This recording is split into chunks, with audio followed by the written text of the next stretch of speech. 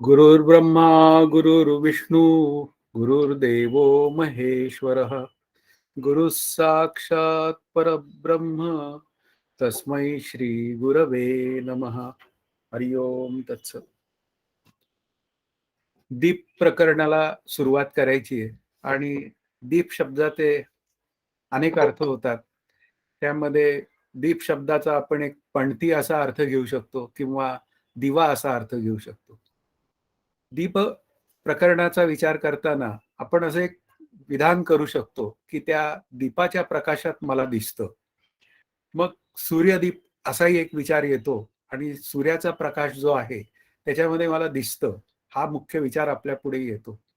आणि त्या सूर्याचा प्रकाश हा भौतिक प्रकाश अशा पद्धतीने त्याचा विचार केला जातो. पण या दिसणं आणि कळणं याच्यामध्ये कळण्याचा जो विचार आहे तो अत्यंत मुख्य विचार आहे. त्या आत्मदीपाच्या प्रकाशात मला कळतं, हा त्यातला भाग आहे. की आपण पाहतो की काही माणसं कोमात जातात, त्यांचे डोळे उघडे असतात, त्यांना दिसत असतं सगळं, पण त्यांना कळत नसतं. हा त्यातला एक मुख्य विचार आहे. म्हणून इथे दिसण्याबरोबर कळण्याचा हेतू जो आहे तो मुख्य हेतू आहे. याज्ञवल्कांनी मैत्रेयीला जेव्हा काही प्रक्रिया समजावून सांगितल्या अभ्यासाच्या, त्याच्यामध्ये एक प्रक्रिया अशी होती की दिवसा मला कोणाच्या प्रकाशात दिसते तेव्हा दिवसा मला सूर्याच्या प्रकाशात दिसते. सूर्य नसतो अंधार असतो तेव्हा मला कोणाच्या प्रकाशात दिसते तेव्हा ते चंद्राच्या प्रकाशात दिसते. सूर्यही नाही आणि चंद्रही नाही. नंतर आई एका खोलीत आहे, मूल दुसऱ्या खोलीत आहे, तेव्हा ते तिला मूल दुसऱ्या खोलीत आहे हे कोणाच्या प्रकाशात दिसते, तर तेव्हा त्याचं ध्वनीच्या प्रकाशात दिसते. अशी एक भाषा बोलली जाते. आणि त्याच्या पुढचा जो विचार आहे तो खूप महत्वाचा आहे. मी गाढ झोपेत जातो तेव्हा गाढ झोपेत पडलेली स्वप्ने कळतात का दिसतात?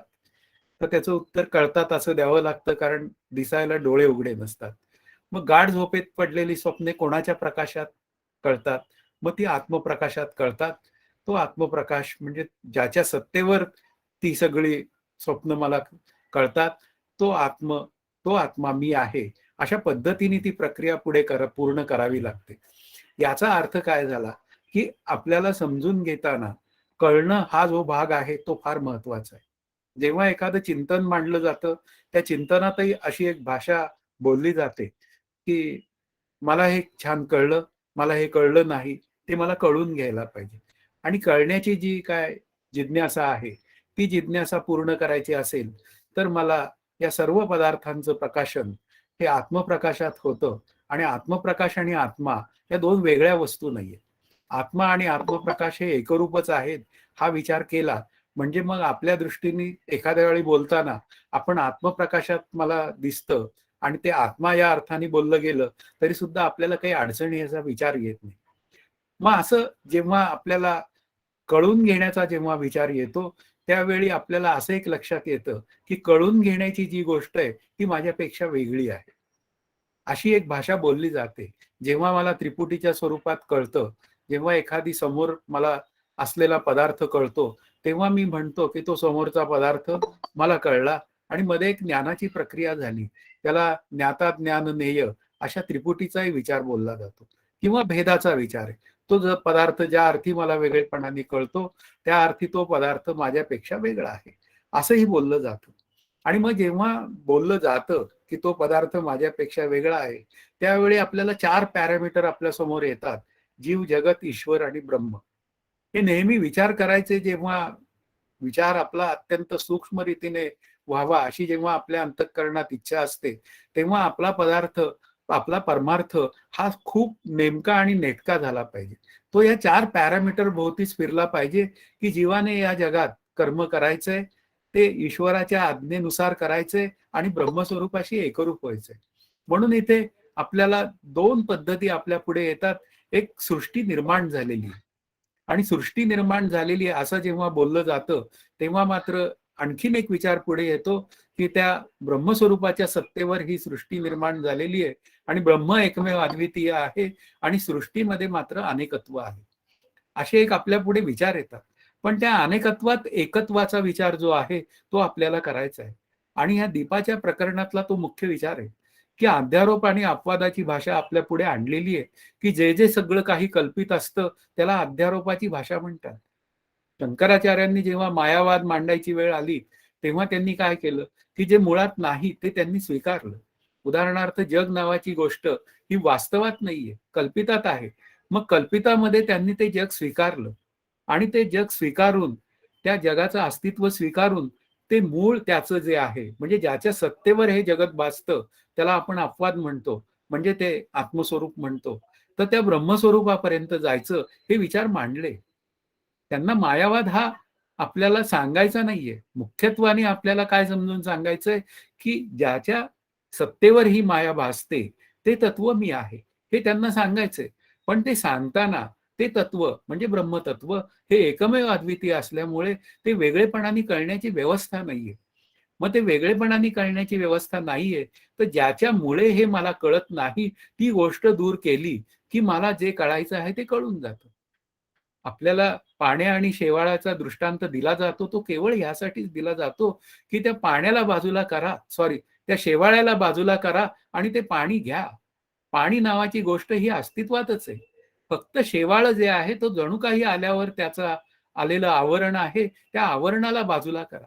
म्हणून मलविक्षेप आणि आवरण अशा 3 दोषांचा विचार केला जातो. मलदोष म्हणजे पाप करण्याची वृत्ती, विक्षेप दोष म्हणजे चित्तातील चंचलता.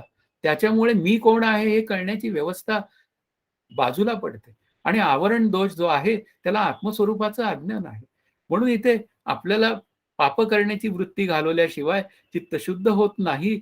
नंतर निष्काम उपासना केल्याशिवाय माझं चित्त शांत होत नाही आणि आत्मस्वरूपासाठी आत्मानात्म विचार केल्याशिवाय मला आनंदाचा विचार पुढे पूर्ण होत नाही. म्हणून हे 3 दोष आपले गेल्याशिवाय आपल्याला खऱ्या अर्थाने परमार्थ कळण्याची व्यवस्था नाहीये. मग सृष्टीची निर्मिती हा भाग थोडासा गौण मानावा. 10 उपनिषदांचा विचार केला तर ते 10 उपनिषद सुद्धा ती सृष्टीची जन्म कहाणी आहे. ती एकवाक्यता नाहीये त्याच्यामध्ये. पण या 10ही ऋषींचा विचार जो आहे, ती सृष्टी मात्र सतासत विलक्षण अनिर्वचनीय मिथ्या आहे, याबद्दल मात्र त्यांचं मत एकमत आहे. किंवा आपल्या संतांचा विचार घेतला, रज्जू सर्पाकार भासिएले जगदंबर, किंवा समर्थांचा विचार घेतला, मुळी सर्पाकार झाली, एके ओळखिली, एके भ्याला, एके ओळखिली. म्हणजे याचा अर्थ काय आहे, की सर्व संतांनी मायावाद हा स्वीकारलाय आणि स्वीकारलाय हा शब्द लक्षात घ्या, की तो तात्पुरता स्वीकारलाय, तो अंतिमतः हा विचार नाहीये. चित्रदीपामध्ये तोच विचार मांडलेला आहे, एक रूपक मांडलेलं आहे आणि त्या रूपकाच्या निमित्ताने चित्रदीपामध्ये ही अध्यारोप अपवादाची भाषा आपल्याला समजून सांगितली. ज्ञानदेवांनी सुद्धा अध्यारोप अपवादाची भाषा अनेक उदाहरणातनं सांगितली आहे. त्यांनी काही वेळा प्रक्रिया मांडताना साचची पुढती विरा न येता स्वप्न जागरा असाही विचार मांडलेला आहे. म्हणजे याचा अर्थ काय आहे, ही अध्यारोप अपवादाची भाषा जी आहे ती सगळ्या संतांनी स्वीकारलेली आणि मग ती स्वीकारली की एक ब्रह्म तेवढं सत्य आहे, ते माझं स्वरूप आहे आणि हे उर्वरित जगत मात्र अनिर्वचनीय पद्धतीने उत्पन्न झालेलं आहे. याचा अर्थ त्याची पहिली उत्पत्ती सांगता येत नाही. नाहीतर एक तो आणखीन डोक्यात विचार असतो, की मग जगाची पहिली उत्पत्ती सांगा. अहो, जे जगतच मुळात अनिर्वचनीय आहे, म्हणजे वास्तवात जगत झालेलंच नाही, हा विचार आहे मूळ. पण ते काय होऊन जातं, तो विचार माझ्या अंतःकरणाला सहज कळून घेण्याची क्षमता नसल्यामुळे तो माझ्या अंतःकरणाला रुचत नाही. मग त्यावेळी संत म्हणतात, की हे जगत अनिर्वचनीय उत्पन्न झालेलं आहे. म्हणजे याचा अर्थ काय झाला, ते सतासत विलक्षण अनिर्वचनीय आहे, मिथ्या आहे. सतहून विलक्षण, असतहून विलक्षण नाही म्हणावं तर वास्तव, म्हणून त्याच्याविषयी ठोस असं काही बोलता येत नाही. म्हणून त्याची अनिर्वचनीय उत्पत्ती झालेली आहे. असा विचार आपल्या पुढे आला, की ते जगत कल्पित ठरवायला आपल्याला सोपं जातं. या जगतातला प्रत्येक पदार्थ कल्पित आहे आणि मग त्याच्यामध्ये माझी अंतःकरण वृत्ती अडकायला नको. आणि ती जर माझी अंतःकरण वृत्ती त्या पदार्थांमध्ये आणि व्यक्तींमध्ये जर सत्यत्वाने अडकली नाही, तर मला माझ्या आनंदाकडे जाण्यासाठीचा अभ्यास करता येतो. म्हणून या दीप प्रकरणामध्ये आपल्याला हेच समजून घ्यायचंय, की मी कोण आहे हा कूटस्थ दीपाचा विचार आहे. पण कूटस्थ दीपाचा विचार त्या 3ऱ्या प्रकरणापर्यंत आहे, या 5 मधल्या. तर तिथपर्यंत कशाला थांबायचं आपण? आपण प्रत्येक वेळी आपला विचार हा त्या मी कूटस्थ आहे, म्हणजे मी आत्मा आहे, इथपर्यंत न्यायला पाहिजे. आणि तो नेता नेता या कल्पित अविद्येची जी माझ्या अंतःकरणावर पकड आहे, ती सैल होण्याची भाषा आपल्याला करता येते आणि ती सैल होऊन एक दिवस मी जो आहे म्हणजे मी आत्मा आहे हे भान मला होऊन जातं. आणि मग त्या भानाला एक दिवस सहजता येते आणि तिथे आत्मज्ञानाचा जो विचार आहे तो तिथे पूर्ण होतो. त्याला श्री समर्थ म्हणतात, झाले साधनाचे फळ, संसार झाला सफळ, निर्गुण निश्चळ ते ब्रह्म अंतरी बिंबले.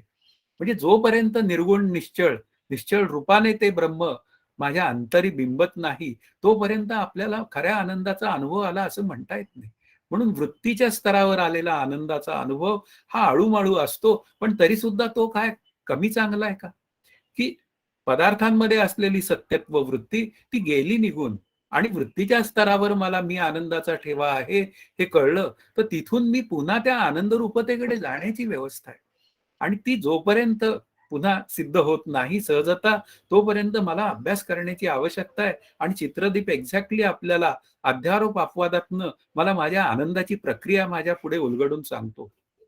अभ्यास कसा हा विचारपूर्वक झाला पाहिजे. माझे श्रीगुरु आम्हाला दोघांना नेहमी म्हणायचे, की तुम्ही विचार करायला शिका आणि विचार करायला शिका, विचार करायला शिका, असं ते वारंवार आम्हाला सांगायचे. मी तुम्हाला स्पून फीडिंग करणार नाही. एकदा आम्हाला म्हणाले, "no spoon feeding. Try to understand the things."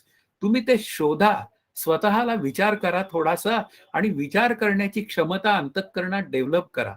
आणि तो सुद्धा विचार हा संवादी विचार असला पाहिजे. तो द्वैत विवेकाचा विचार आहे.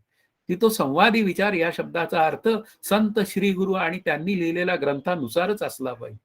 आणि तो तसा करायला तुम्ही सुरुवात केली की त्या आत्मज्ञानापासून तुम्ही फार दूर नाहीत हे तुमच्या लक्षात येईल. म्हणून आपल्याला समजून घेताना जेव्हा विचार कळून घ्यायची वेळ येते, तेव्हा तो विचार मला अंडरस्टँड झाला पाहिजे. आणि ज्या दिवशी तो मला कळेल त्या दिवशी माझं साधन हे भराभर पुढे जातं. आणि त्यासाठी ह्या सगळ्या पंचदशीच्या 15 प्रकरणांची व्यवस्था आहे, की यातलं कुठलं तरी एक प्रकरण जर मला क्लिक झालं आणि त्यातले त्या तृप्तिदीप. तृप्तिदीप हे प्रकरण आहे ना, हे प्रकरण या 15 प्रकरणातलं अंतिम प्रकरण आहे, अल्टिमेट प्रकरण आहे. तृप्तिदीप समजला, ज्याला तृप्तिदीप समजला त्यांनी या सगळ्या ग्रंथाचा अभ्यास स्वतःला करायला काहीही अडचण येणार नाही, हा त्यातला भाग आहे. पण तो समजून घेण्यासाठी मात्र हे 14 जे उरलेले आहेत ते समजून घ्यावेत आणि केवळ मग पंचदशीचा अभ्यास करण्याची वेळ येते तेव्हा केवळ तृप्तिदीपाचा विचार करावा. म्हणून इथे आपल्याला हे माया, ईश्वर, ब्रह्म, नंतर जीव, जगत हे सगळे जे काय अर्थ आहेत हे हळूहळू जर समजायला लागले तर मग मी माझं जीवन कसं जगायचं हा विचार आपल्याला सहज करता येतो. आणि आता आपण त्या पंचदशीच्या पहिल्या श्लोकाला प्रारंभ करत आहोत आणि मग अशा अध्यारोपाची सुरुवात एक वैशिष्ट्यपूर्ण उदाहरण देऊन या श्लोकात केली आहे. 1 नंबरच्या श्लोकाखालचा विचार असा मांडलाय, ज्याप्रमाणे चित्र रंगवलेल्या कापडाच्या 4 अवस्था दिसतात, त्याप्रमाणे ब्रह्मावर 4 अवस्थांची कल्पना करा.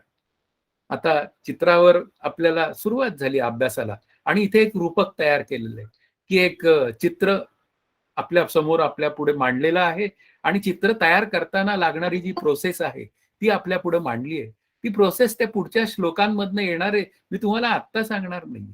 कारण या श्लोकाचा विचार एवढाच आहे, की हे ते चित्र जेव्हा आपल्याला काढायची वेळ येते, त्यावेळी ते 4 प्रकारे चित्र काढण्याची पूर्वतयारी आपल्याला करावी लागते. तसंच हे ब्रह्मस्वरूपाच्या सत्तेवर ही सृष्टी निर्माण होते, तेव्हा त्याचे 4 कल्पित विचार आपल्या पुढे येतात. आणि ते विचार आपल्याला कळले पाहिजेत म्हणून दुसरा श्लोक असं सांगतोय, ज्याप्रमाणे कापड धुतात, खळ भरतात, चित्राकृती काढतात व मग रंग भरतात, त्याप्रमाणे एकच परमात्मा, कापड म्हणजे चित, अंतर्यामी, सूत्रात्मा व विराट अशा 4 अवस्थांचा होतो.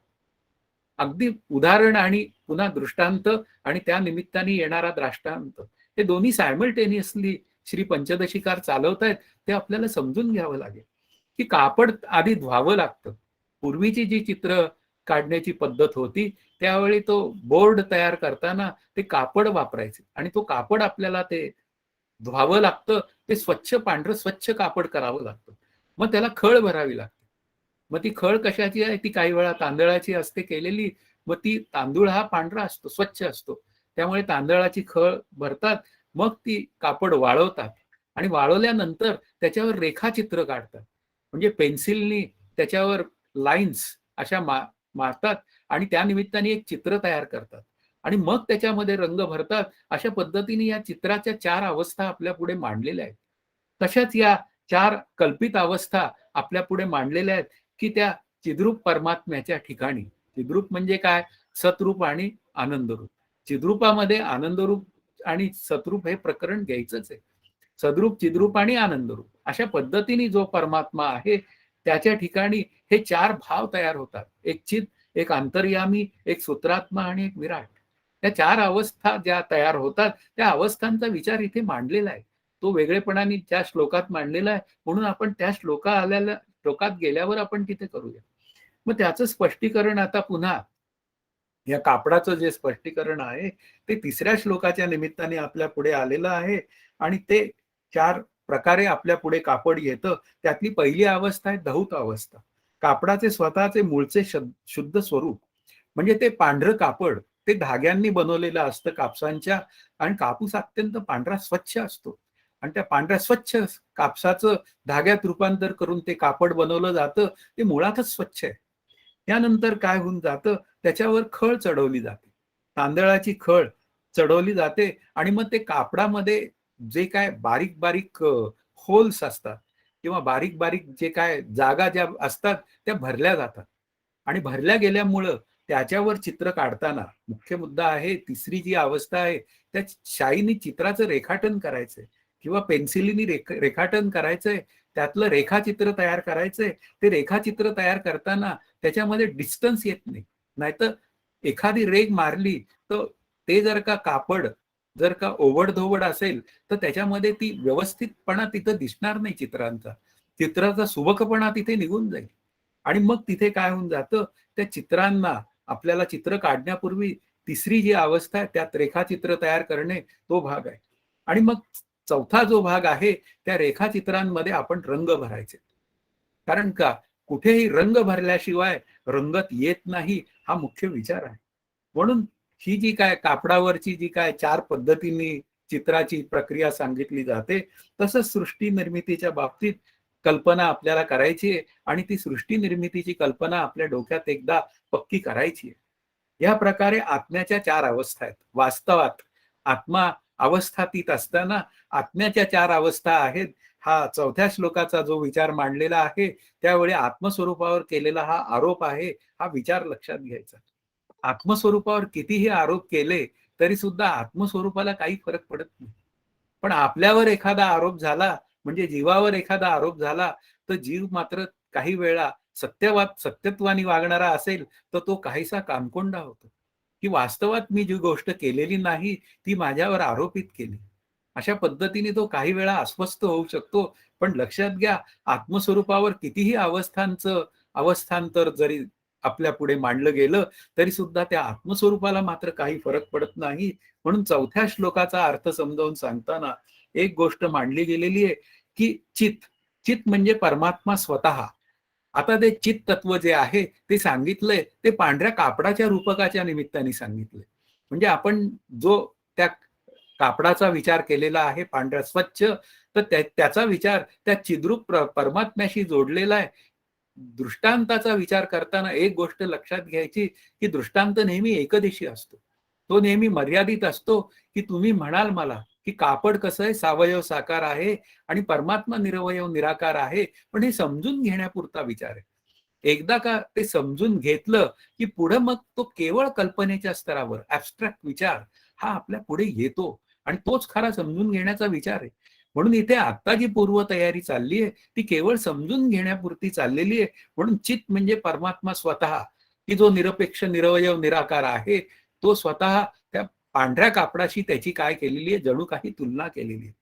आणि मग दुसरा जो विचार आहे तो अंतर्यामी विचार आहे आणि अंतर्यामी या शब्दाचा अर्थ मायावी, मायेमुळे नियामक किंवा खळ. आता त्या खळीच्या स्वरूपात जेव्हा आपण कापड आपल्या समोर येतं तेव्हा आपला तो विचार काय आहे मायावी म्हणजे अंतर्यामी म्हणजे ब्रह्मस्वरूपाला स्फुरण झालं. आता एकोहम बहुश्याम हा सुद्धा कल्पित विचार आहे. कारण या सृष्टीची निर्मिती आपल्या पुढे मांडायची आहे ती अनिर्वचनीय पद्धतीने झालेली आहे. तर मग त्या सृष्टी निर्मितीचा एक क्रम सांगावा लागतो आणि मग त्या ब्रह्मस्वरूपाला स्फुरण होऊन तो ईश्वर नावाचं तत्व हे आपल्या पुढे आलं आणि तो ईश्वर कसा आहे, तो मायावी आहे, तिथं त्याला माया नावाची उपाधी आहे. आता तो शुद्ध सत्वगुणी असल्यामुळे माया त्याच्या स्वाधीन आहे.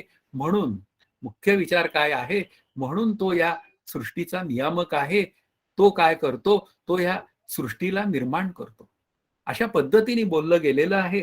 म्हणून हा जो मायावी आहे, म्हणून तो नियामक आहे, तो या सृष्टीचं नियमन करतो आणि मी त्या सृष्टीचा एक घटक आहे. आणि जेव्हा घटक आहे अशी जेव्हा बोलायची वेळ येते, त्यावेळी हा तिसरा विचार आहे, सूत्रात्मा. सूक्ष्म सृष्टीचा चालक म्हणजे रेखा. पण तो सूक्ष्म सृष्टीचा चालक जो आहे, तो म्हणजे आत्मा. तो काय झाला, तो जीवरूपाने प्रगट झाला. आत्मस्वरूप काय झालं, त्या व्यष्टी सापेक्षतेने जीवरूपाने प्रगट झालं. म्हणजे त्याला मन, बुद्धी, चित्त, अहंकार किंवा शरीर नावाच्या उपाध्या लागल्या. आणि त्या उपाध्या लागल्याबरोबर ते जीव स्वरूपात तो आला, पण वास्तवात तो आत्मस्वरूपच आहे. अशा पद्धतीने करायचं. म्हणून सूक्ष्म शरीरात प्रवेश केलेल्या आत्म्याला सूत्रात्मा असं म्हणतात. मग तो सूत्रात्मा जो आहे, तो सूक्ष्म शरीरात केलेला प्रवेश असलेला आत्मा, त्याला मला ओळखायचा.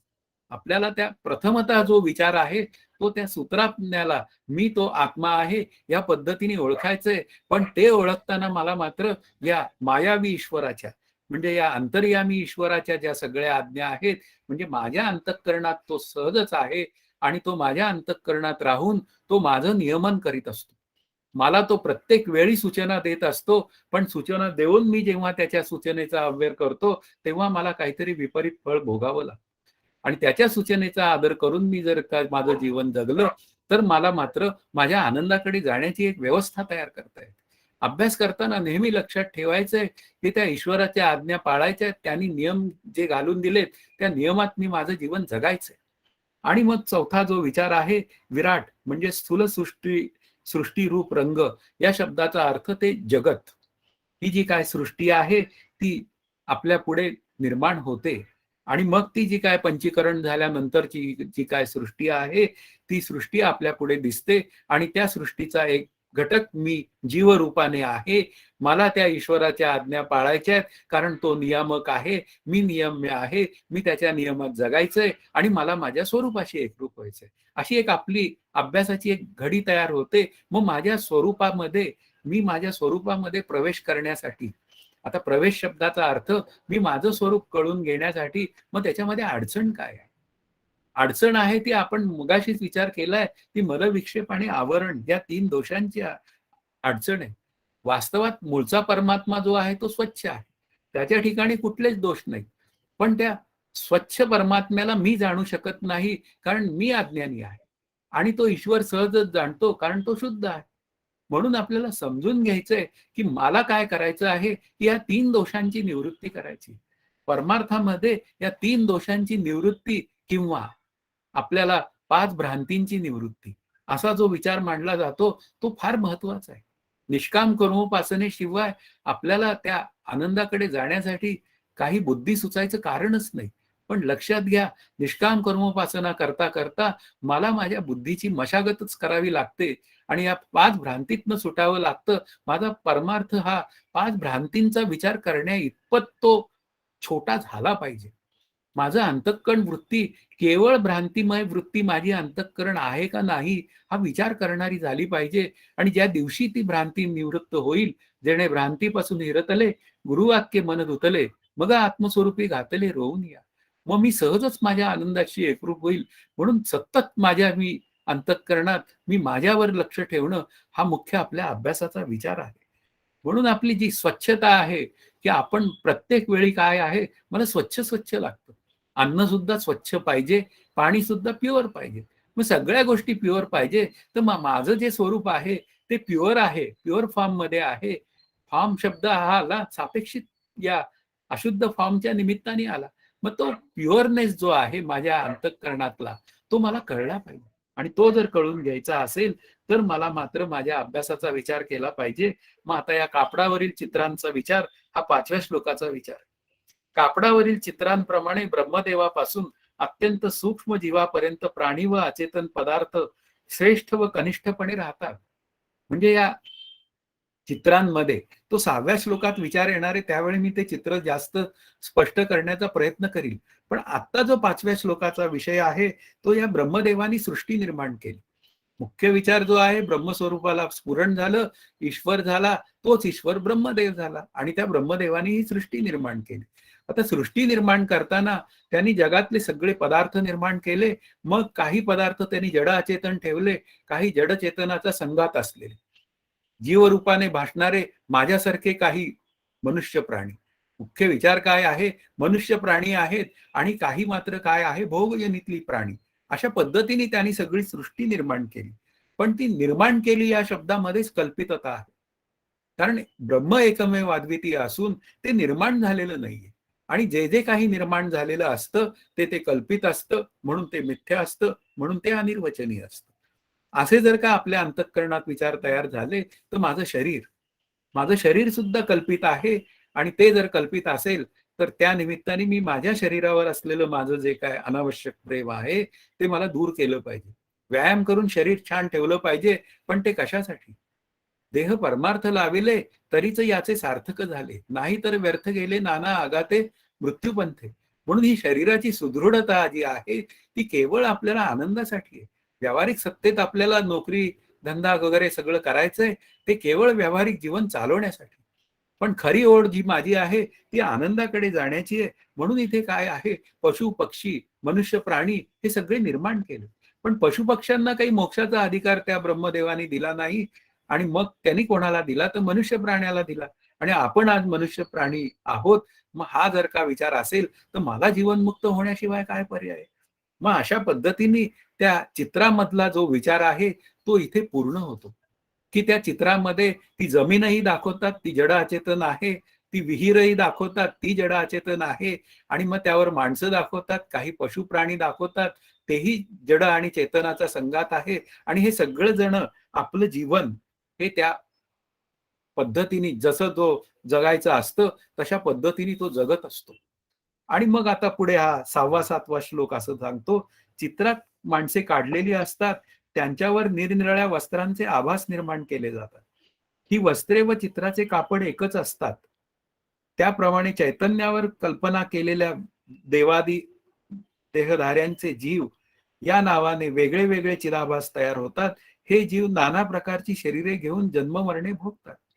म्हणून इथे काय केलंय, चित्रही समजावून सांगितलं.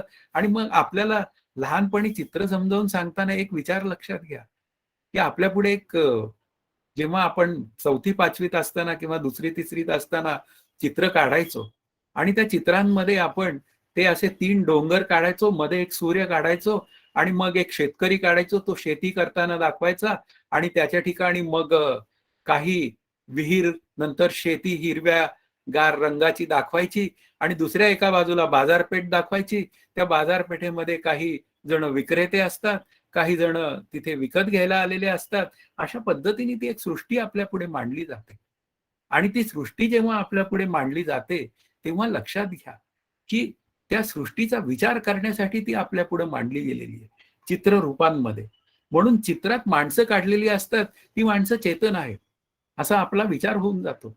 पण लक्षात घ्या, ती चित्रावरच काढलेली माणसं आहे. मग त्या माणसांना आधार काय आहे, याचा विचार आपल्याला करता आला पाहिजे.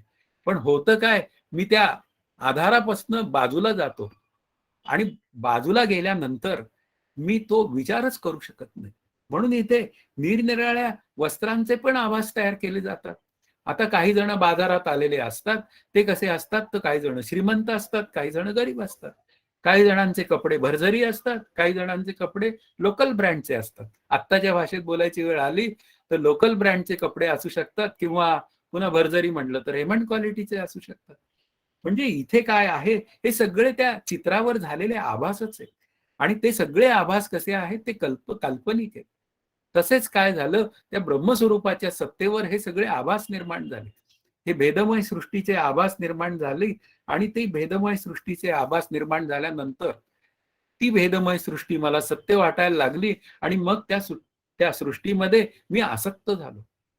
हे विचार 65 मध्ये सुद्धा फार सुंदर मांडलेला आहे श्री ज्ञानदेवांनी. नाही ते चित्र दाविती परी असे केवळ भिंती. आता नाही ते चित्र दाविती हा मायेचा स्वभाव आहे. परी असे केवळ भिंती. चित्र अनेक प्रकारे जरी आपल्या पुढे आली, काही चित्र तिथे विहिरीचं चित्र असेल ते जडाचेतन आहे, किंवा पशुपक्ष्यांचं चित्र आहे त्याच्यामध्ये कोंबड्या आहेत, काही बैल आहेत, ते जडचेतनाचा संघात आहेत, काही माणसं आहेत. पण तरी सुद्धा काय आहे, परी परी असे केवळ भिंती. म्हणजे ही सगळी चित्र जी काय तयार झालेली आहे त्याला आधार केवळ ब्रह्मस्वरूपाचाच आहे. अशा पद्धतीने जेव्हा आपण विचार करतो तेव्हा मात्र मी माझ्या स्वरूपाकडे जाऊ शकतो. आणि म्हणून त्या ओवीचा पुढचा जो विचार आहे, प्रकाशे ते संवित्ती जगदाकारे. म्हणजे त्या चित्रांना आधार जर का ते कापड असेल, म्हणजे याचा अर्थ आपल्याला असाच विचार करावा लागेल की ते कापडच चित्रांच्या स्वरूपात आपल्या पुढे आलं. प्रकाशे ते संवित्ती जगदाकारे कारे. म्हणजे ती जी संवित आहे म्हणजे ब्रह्मस्वरूप आहे तेच जगाच्या निमित्ताने आपल्या पुढे येतं. तर मग हे कल्पित रूपाने भासणारं जगत हे ब्रह्मस्वरूपापेक्षा वेगळं कसं असेल, हे विचार आपल्याला करायचे. त्या अज्ञानाची निवृत्ती जोपर्यंत होत नाही तोपर्यंत हे मला विष्णुमय जग, वैष्णवांचा धर्म हे मला कळणार नाही. म्हणून त्या ठिकाणी असलेला भेदाभेद भ्रम अमंगळ, भेद आणि तत्सापेक्ष अभेद दोन्हीही अमंगळ आहे. की आधी भेद सत्य वाटतो म्हणून तो भेद मिथ्या आहे असं ठरवावं लागतं.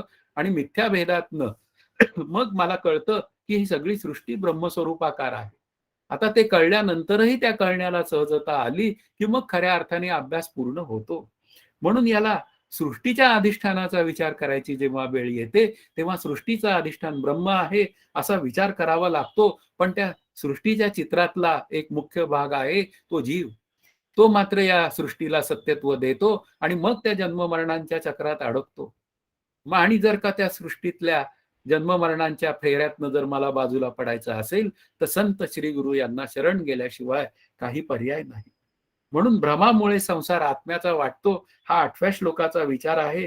ज्याप्रमाणे पुरेसा विचार केला नाही तर आज्ञाला वस्त्रावरील चित्रांचे रंग आधारभूत वस्त्राचे किंवा वस्त्ररूप वाटतात, त्याप्रमाणे वेदांत शास्त्र माहीत नसलेल्या जीवाचा संसार हा आत्म्याचा आहे असे वाटते. वास्तविक संसार माझा आहे काय? चित्राचा विचार ठीक आहे की चित्रावर ती चित्र सगळी काढलेली असतात, ती इतकी जिवंत चित्र काढलेली असतात त्या चित्रकारांनी की त्या वस्त्रांचे वगैरे रंग खरे वाटायला लागतात. त्यातली माणसं चित्र ही मला अत्यंत खरी वाटायला लागतात. मग तसंच काहीतरी इथं माझं होऊन जातं की वास्तवात मी आनंदरूप आत्मा एकमेव अद्वितीय आहे आणि त्याच्या ठिकाणी हा देहादी प्रपंच भासायला लागतो. मी म्हणजे शरीर समजतो, मी म्हणजे मन समजतो, मी म्हणजे बुद्धी समजतो. म्हणून हे चित्र जे काय आहे हा सगळा भास आहे. या कापडावर काढलेली चित्र हा भास आहे. पांडवांच्या मयसभेचं उदाहरण इथं दिलंय. त्यामध्ये दुर्योधन पडला आणि तो हसला, त्या झालं असं म्हणतात, तो भाग वेगळा. पण लक्षात घ्या की या अशाच मी मुख्य मुद्दा काय आहे, हे जग सुद्धा मयसभेसारखंच आहे की वास्तवात ते सगळं आनंदाचं असताना माझी अंतःकरण वृत्ती त्या जगाच्या निमित्ताने सुखी होते किंवा दुःखी होते. याचं कारणच आहे की हा देहादी प्रपंच जो आहे तो वाच्यार्थाने असलेल्या जीवाचा आहे आणि वास्तवात कुटस्थ रूप असलेला आत्मरूप मी आहे, त्याचा संसारच नाही. हे जोपर्यंत मला कळत नाही ना तोपर्यंत हा संसार आत्म्याचा वाटतो. वास्तवात तो संसार हा आनंदरूप आत्म्याचा नसून तो त्या जीवरूप म्हणजे वाच्यार्थाने असलेल्या जीवाचा आहे. आणि आत्मा त्यापासून असंगच आहे. कारण आत्मा एकमेव अद्वितीय आहे, त्याला शरीर नाही आणि हा देहादी प्रपंच हा शरीराचा आहे. आता शरीराचा आहे म्हणजे कोणाचा? स्थूल आणि सूक्ष्म शरीराचा आहे. आणि आत्मस्वरूप मात्र कुठल्याच शरीराचा विचार करत नाही. आत्मस्वरूपामध्ये शरीराचा विचारच नाही तर मग त्याचा संसार कसा म्हणायचा? मग संसार करायचा का नाही असा पुढचा प्रश्न येतो. या देहादी प्रपंचाचे जे सगळे व्यवहार आहेत, संसार करायचा या शब्दाचा अर्थ लग्न करून मुलं बाळ हा संसार नाही. तर तिथे व्यवहार करणं हा संसाराचा विचार आहे. मग हा व्यवहार जगाचा करायचा का नाही? तर व्यवहार जगाचा करायचाच आहे. पण जगाचा व्यवहार करून मी तो करत नाही अशा पद्धतीने केला पाहिजे. आणि तो जर अशा पद्धतीने करायचा असेल तर मग तो अंतर्यामी जो विश्वात्मा म्हणजे तो जो ईश्वर आहे त्याला मी माझी कर्म अर्पण केली पाहिजे. मी जर माझी कर्म त्याला अर्पण केली तर मी सुद्धा माझ्या आनंदाशी एकरूप होण्याची व्यवस्था आहे. म्हणून इथे संसार आत्म्याचा नसून तो या वाच्यार्थाने असलेल्या जीवाचा आहे. मग वाच्यार्थाने असलेल्या जीवाने या जगामध्ये सर्व कर्म त्याला जी वाट्याला आलेली आहेत म्हणजे विधियुक्त कर्म ही करावीत, निषिद्ध कर्म करू नयेत आणि केलेली कर्म ही ईश्वराला अर्पण करावीत आणि खऱ्या स्वरूपाशी एकरूप व्हावं, हा मुख्य चित्रदीपाचा विचार आहे. 9व्या श्लोकाचा विचार जो आहे, अचेतन पदार्थात चिदाभासाची कल्पना केली जात नाही. चित्रातील दगड, डोंगर, नदी इत्यादिकांवर वस्त्राचा प्रत्यय येत नाही, त्याप्रमाणे सृष्टीतील दगड, पाणी इत्यादिकात चिदाभासाचा अनुभव येत नाही. कारण आपल्याला ते चित्र पाहताना नक्की माहिती असतं, की अरे हे दगड काढलेला आहे, विहिरीचा दगड आहे, तो अचेतन आहे. मग हे काय आहे? ती वस्त्र आहेत. ती वस्त्र कोणाला घातलेली आहेत? तर ती वस्त्र त्या माणसाने घातलेली आहेत. त्यामुळे तो माणूस चेतन आहे. अशा त्या कल्पना सगळ्या आपल्याच अंतःकरणाच्या आहेत. म्हणून इथे काय आहे? चित्रात चेतन माणूस काढला तर त्यावर वस्त्रही काढतात. तर दगडावर वस्त्र काढलं, की मग त्याला काय म्हणायचं? त्याला वस्त्र लावलं, की त्याला म्हसोबा म्हणतात. अशा पद्धतीने विचार होतात. आपल्याला काय करायचंय? आपल्याला आनंदाशी एकरूप व्हायचंय. म्हणजे आनंदाशी जर का एकरूप व्हायचं असेल, तर त्या अचेतन दगडाला वस्त्र काढलेली नसतात. आता विहिरीला कोणी झूल वगैरे घालील काय? हा त्यातला विचार आहे. बैलाला घालेल एखाद्या वेळी. पण असं ते सगळं जे काय आहे, चिदाभासाचा जो अनुभव आहे, तो पाणी इत्यादिकात येत नाही. कारण तिथे अंतःकरण वृत्ती नाही. जिथे अंतःकरण वृत्तीचं प्रगटीकरण आहे, तिथे चिदाभास आहे. आता त्या बैलामध्ये मात्र अंतःकरण वृत्तीचं प्रगटीकरण आहे. त्या माणसामध्ये अंतःकरण वृत्तीचं प्रगटीकरण आहे. म्हणून इथे काय आहे, जिथे जिथे अंतःकरणाची प्रगटीकरणाची भाषा आहे, तिथे तिथे चिदाभास आहे. चिदाभास शब्दाचा अर्थ जीव. मग जीव म्हणलं की काय आलं? बुद्धी अधिक आत्मा अधिक बुद्धीत पडलेलं प्रतिबिंब. अशा पद्धतीने जिथे जिथे आपल्याला या चित्रात अंतःकरण वृत्ती दिसते, तसंच काय आहे, या सृष्टीमध्ये सुद्धा काही पदार्थ जड अचेतन आहेत, काही पदार्थ चेतन आहेत. आणि मग ते चेतन नावाचं तत्व आहे. त्याच्यामध्ये काही भोग योनीची शरीरं आहेत आणि काही मात्र मनुष्य योनीची शरीरं आहेत, की ती जीवनमुक्त होण्यास लायक आहे. आणि अशा अंतःकरणाची जी काय व्याप्ती, ती समजावून सांगणारा जो विचार आहे, ते तत्व मी आहे, हे कळून घेण्याची क्षमता असलेला मनुष्य जीव आहे. त्याने मात्र या चित्रदीपाचा विचार करावा. संसार आत्म्याचा आहे, असा भ्रम होण्याचे अविद्या हे कारण आहे. हा 10व्या श्लोकाचा विचार असं सांगतो, हा दृश्य संसार सत्य असून तो आत्मवस्तूला जोडला गेला आहे, असा जो भ्रम, तेच अविद्येचे स्वरूप, अविद्या विद्येने निवृत्त होते. म्हणजे काय झालं, की मला हा वास्तवात संसार आत्मस्वरूपाचा नसताना तो कोणाचा वाटतो? म्हणजे आत्मस्वरूपाचा तो देहाचा असताना तो आत्मस्वरूपाचा वाटतो, हा केवळ भ्रमामुळे वाटतो. मग हा भ्रम कशामुळे होतो? तो आत्मस्वरूपाच्या अज्ञानामुळे होतो. अविद्या शब्दाचा अर्थ आत्मस्वरूपाचे अज्ञान आहे. म्हणून भ्रमाचं मुख्य कारण काय आहे? तर ते अज्ञान आहे आणि अज्ञान शब्दाचा अर्थ नुसतं अज्ञान म्हणायचं नाही, तर आत्मस्वरूपाचे अज्ञान. मी कोण आहे हे मला कळतच नाही. समर्थांनी एका ठिकाणी म्हणलंय, मी कोण ऐसा हे तर धरू पाहता देहातीत. म्हणजे वास्तवात मी देहातीत असताना, म्हणजे या 4 देहांच्या पलीकडे असताना, मी मला मात्र देहाचा अभिमानी समजतो. हा माझा दोष आहे. त्या देहाच्या निमित्ताने मी करता भोगता होतो, हा माझा दोष आहे आणि त्यामुळे मी सुखी दुःखी होतो. याला कारणच मुख्य अविद्या आहे. म्हणून प्रत्येक जीवाला जे काय ज्ञान आहे, ते त्रिपुटीच्या स्वरूपात आहे किंवा काही वेळा त्या झोपेमध्ये आपण म्हणूया, की जणू काही तो ज्ञानरूप झालाय. तात्पुरता ज्ञानरूप झालेला आहे, घन अज्ञानाची अवस्था आहे. पण तरी काय झालं, त्या वेळेपुरता तो ज्ञानरूप झाला. सकाळी उठल्यावर जसाच्या तसा उठतो, ठीक आहे. पण काय आहे, की इथे आपल्याला विचार करायला शिकलं पाहिजे, की मला काय आवडतं? त्रिपुटीतला व्यवहार हा आपण करतो, खूप करतो. एखाद्या लग्नालाही जातो, लग्नामध्ये मिरवतो, सगळं करतो. कपडे घालून जातो, दागिने घालून जातो, 4-4 साखळ्या गळ्यात घालून जातो. 5ही बोटांमध्ये अंगठ्या घालून जातो आणि मिरवतो, सगळं करतो. आणि शेवटी काय पाहिजे मला? हे सगळं मिरवण्यामागचं कारण काय? तर सुख. आणि वास्तवात काय आहे? सुख हे एकमेव अद्वितीयाचं आहे आणि मिरवणं मात्र काय चाललंय? ते शरीराचं चाललंय आणि या वस्तूंचं चाललंय. म्हणून इथे काय आहे? हा सगळा दृश्य संसार सत्य वाटतो आणि ते सत्य वाटण्याचं कारणच असं आहे, शरीर सत्यत्व भ्रांती आहे. आणि ही देह सत्यत्व भ्रांती मला या भ्रांतींमध्ये घालते. म्हणून इथे काय आहे? आपल्याला जेव्हा ज्ञानाचा विचार करायची वेळ येते, तेव्हा ते ज्ञान विपरीत आहे का यथार्थ ज्ञान आहे? याचा विचार करावा लागतो. ही दृश्यसृष्टी मला अडकवते अंतःकरणात. माझ्या अंतःकरणाला अडकवते, तेव्हा दृश्यसृष्टी जी आहे, ती मला जर विपरीत रूपाने कळत असेल, म्हणजे ती वास्तवात आहे स्वरूपाकार.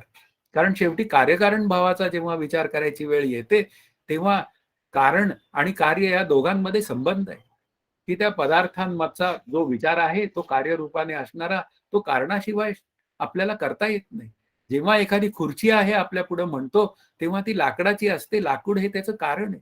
मग तसंच या सृष्टीचं कारण जर परमात्मा असेल, तर सृष्टी सुद्धा आनंदाची आहे. पण माझी वृत्ती सुखी दुःखी होते, हा माझा दोष आहे.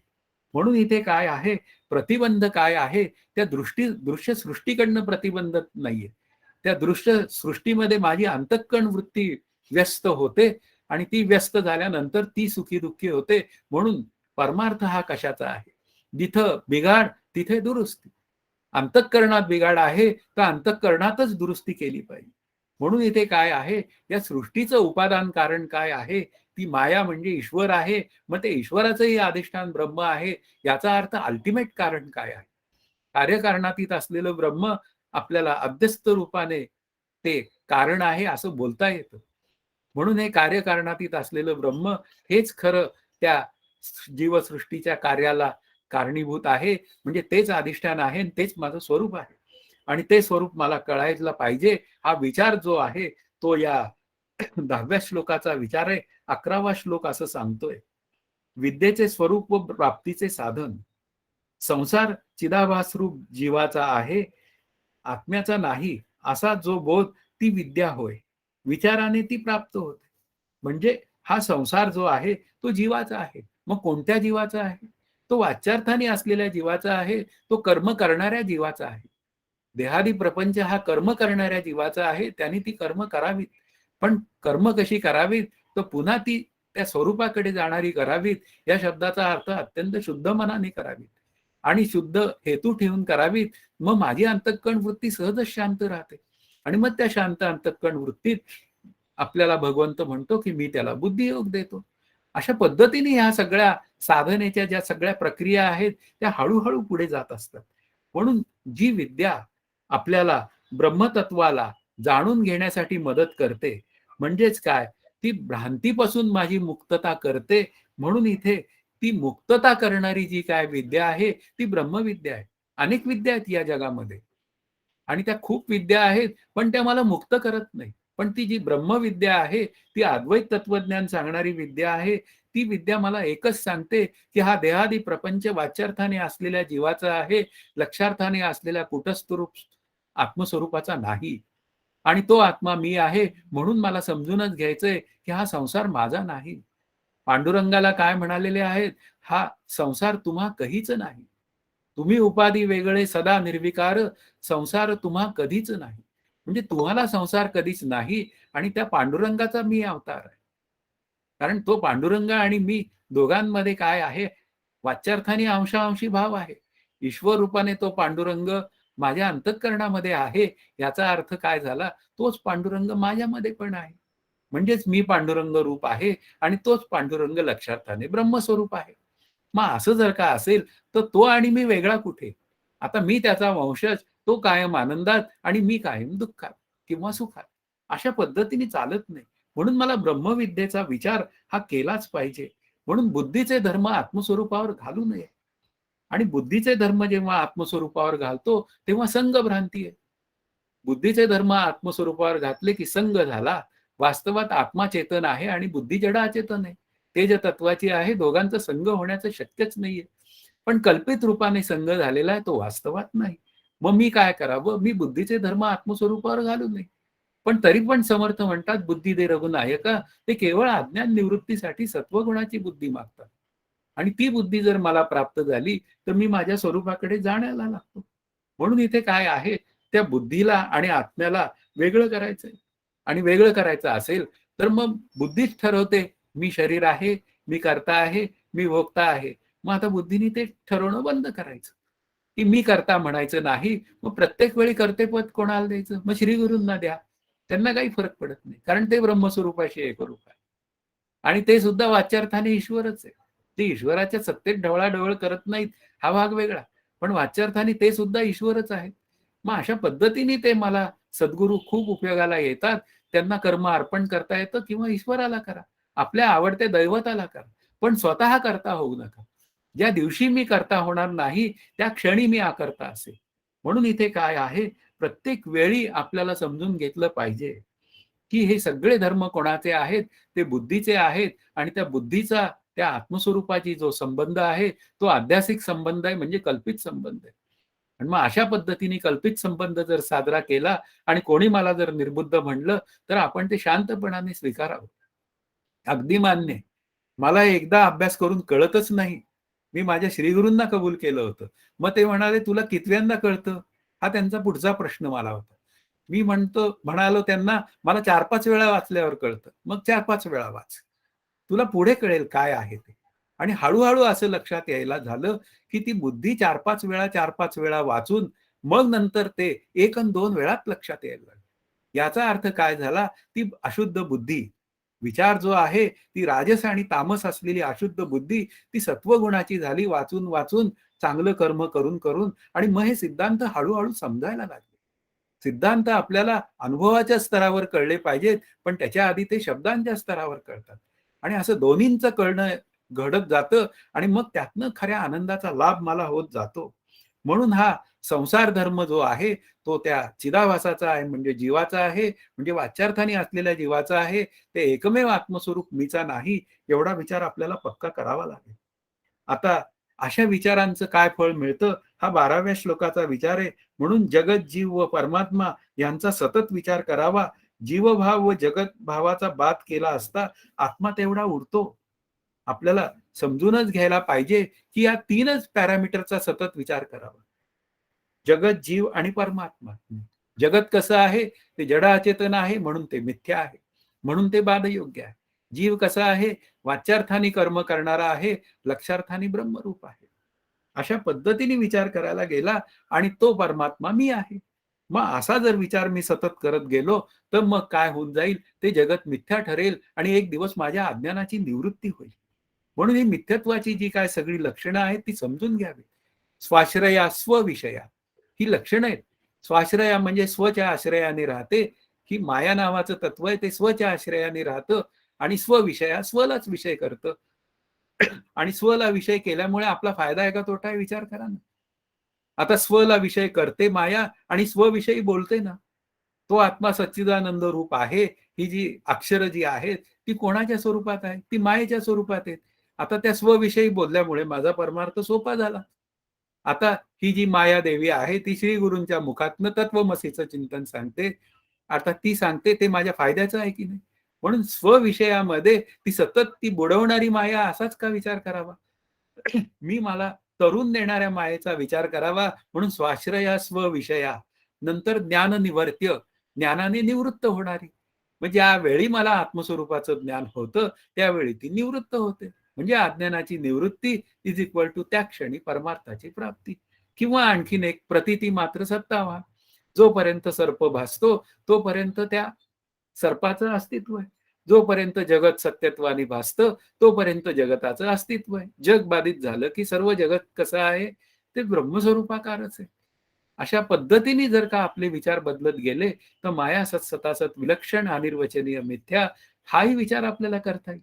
म्हणजे ह्या पद्धतीने आपल्याला या विचारांनी आपल्याला जग मिथ्या ठरवता येतं. या मायेचा विचार केला तर जग मिथ्या ठरवता येतं आणि जग मिथ्या ठरवणं हा निराशेचा विचार नाही.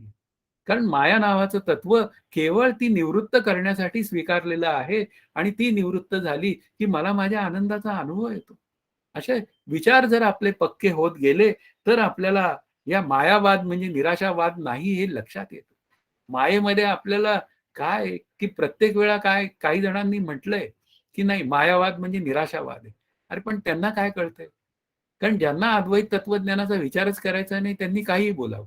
पण ज्याला मात्र अद्वैत तत्वज्ञानाचा विचार करायचा आहे, त्याला मात्र मायावाद स्वीकारावाच लागतो, जे मुळात नाही.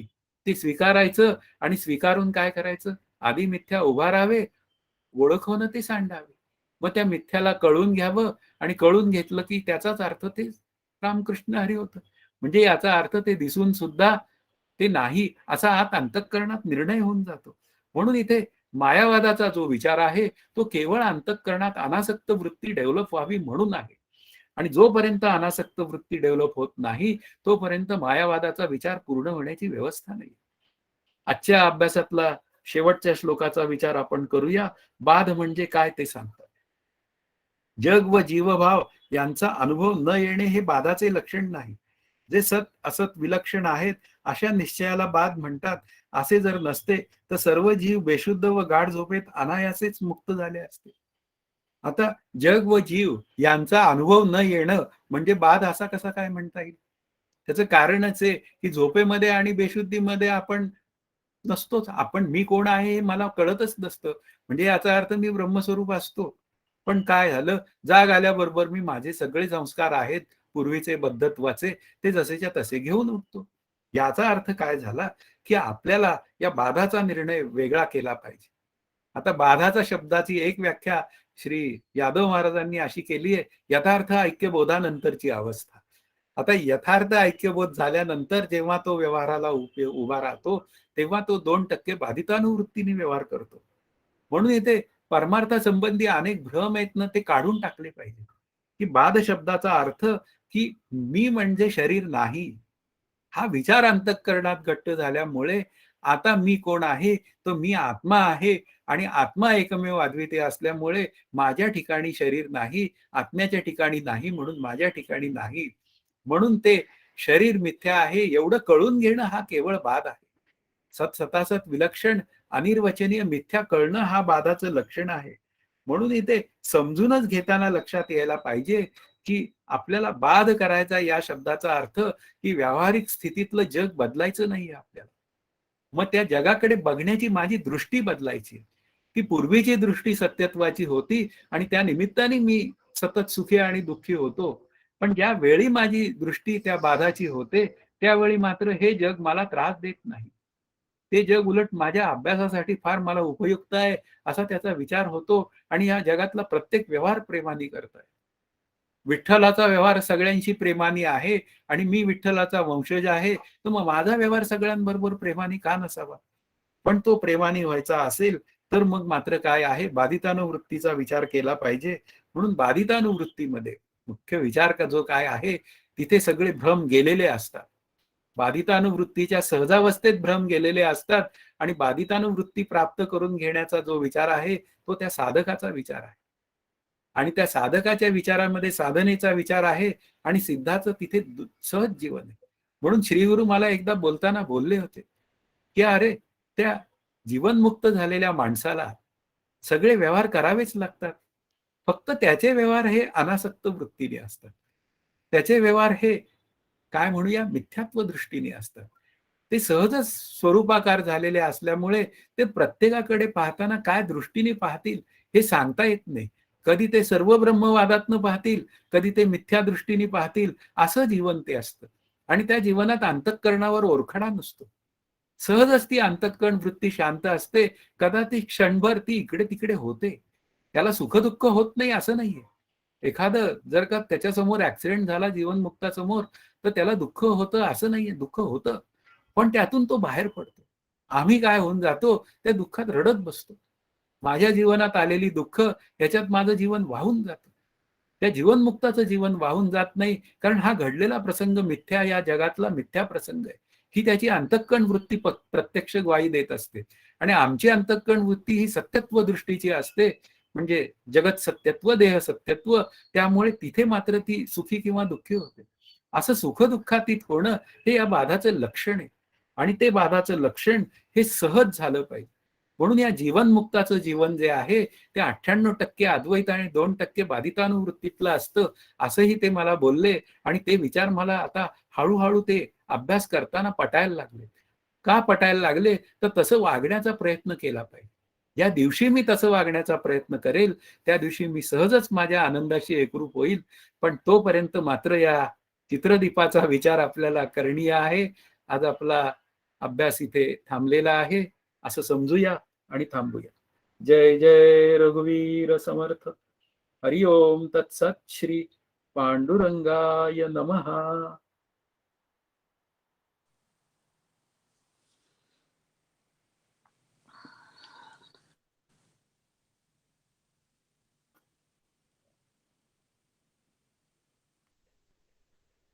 नमस्कार घायल सर.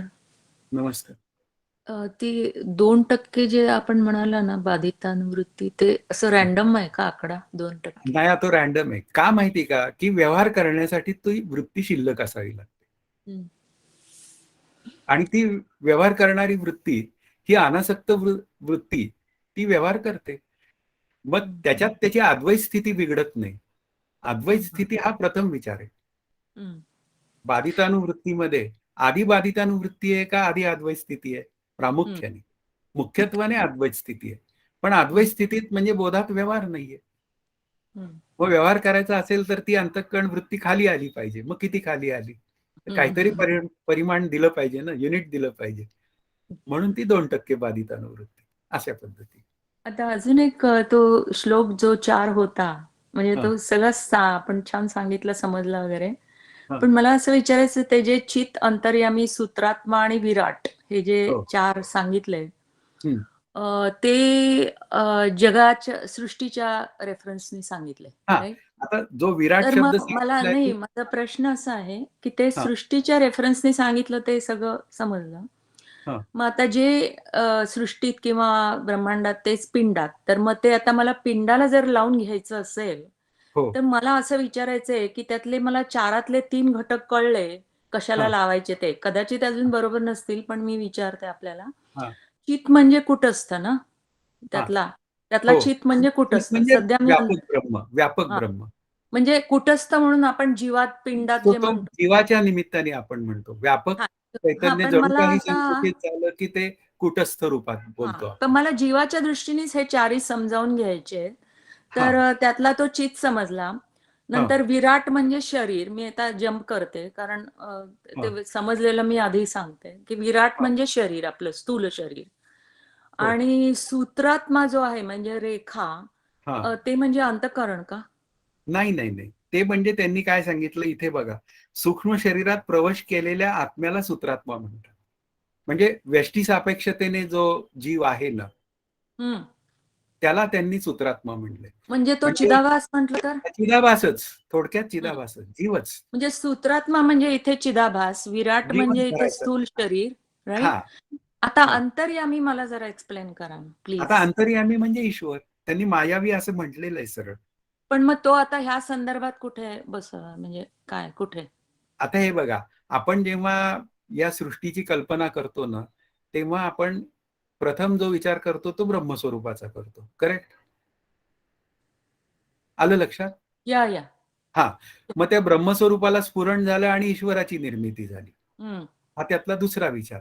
मग ईश्वराला इथे मायावी म्हणलं. ईश्वराने नाही, नंतर हे काय केलं? 4ही जे आहेत ना ते समजले. पण मला तुम्ही जीवाच्या संदर्भात सांगा. मग जीवाच्या संदर्भातला हा सूत्रात्मा सांगितला. म्हणजे ते व्यापक नाही, चैतन्य जीवाच्या संदर्भातला अंतर्यामी सांगा, प्लीज.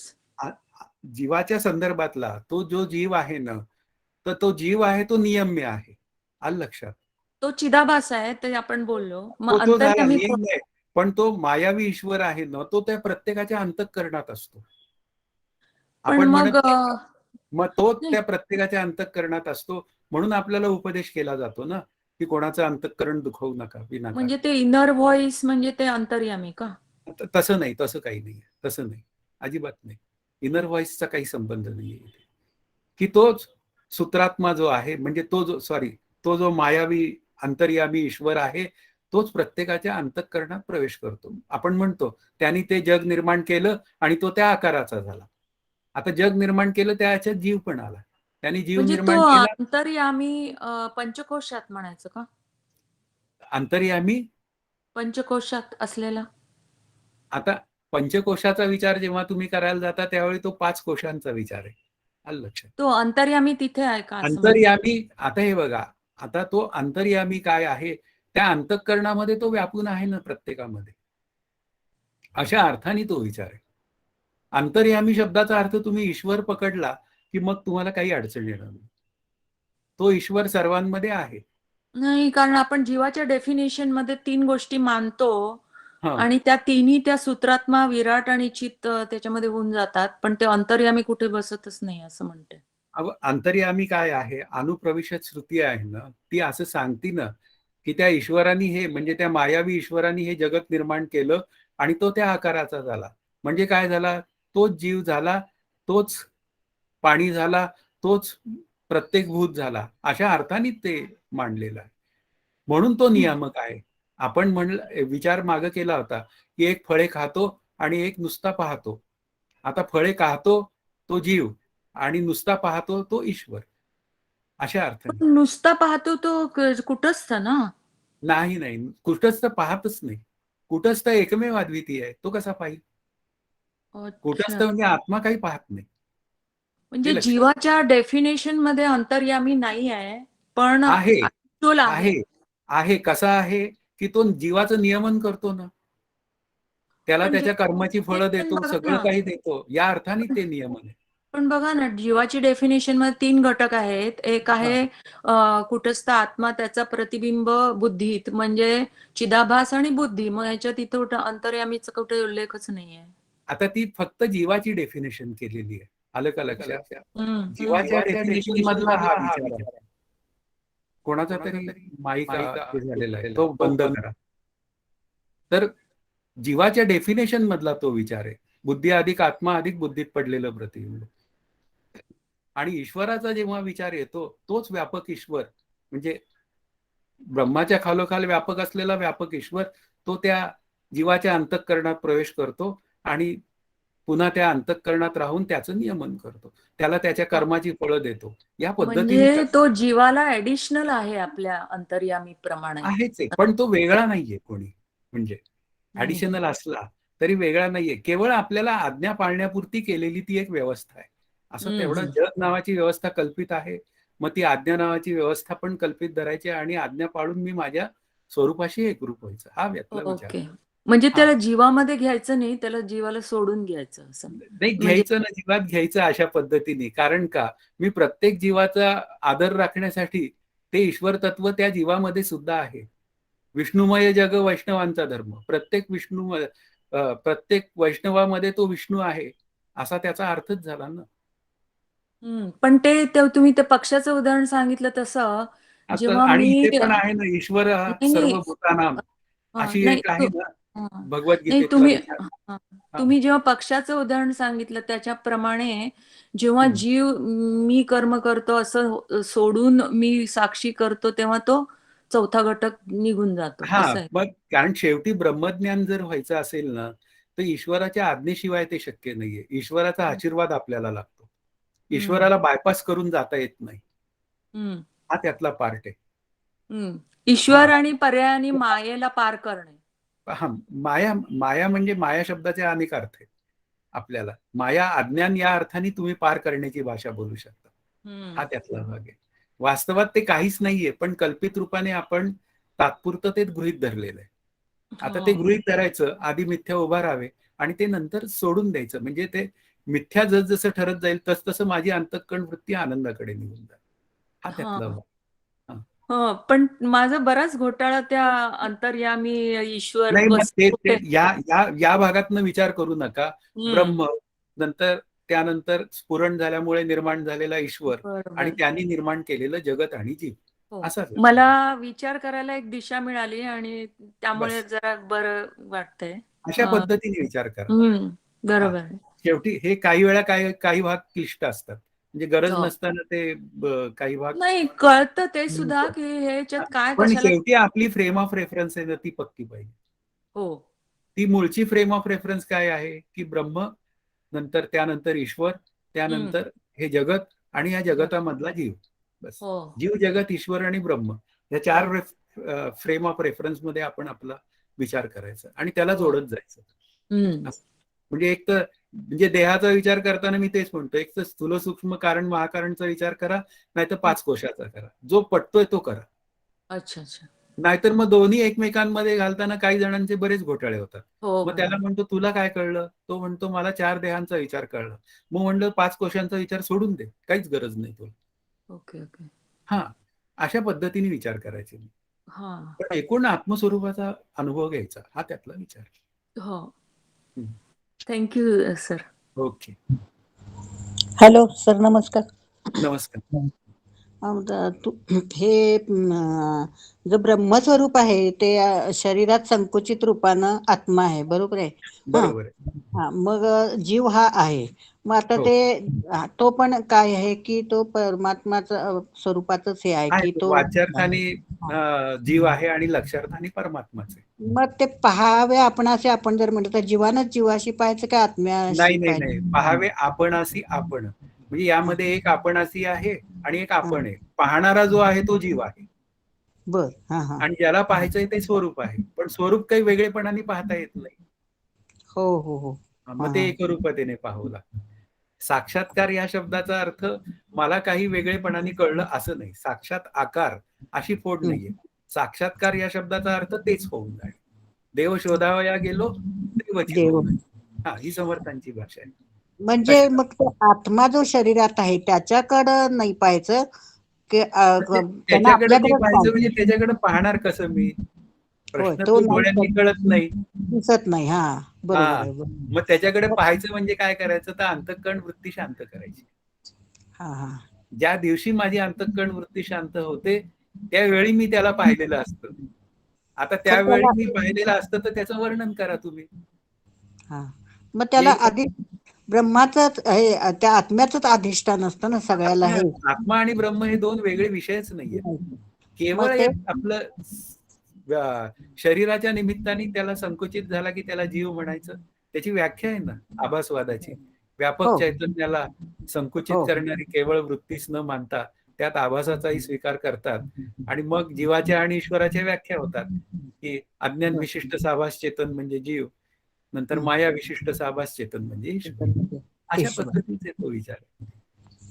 हा हा सापेक्षता आहे त्याच्यामध्ये. एक शरीर सापेक्षता आहे, एक ब्रह्मांड सापेक्षता आहे.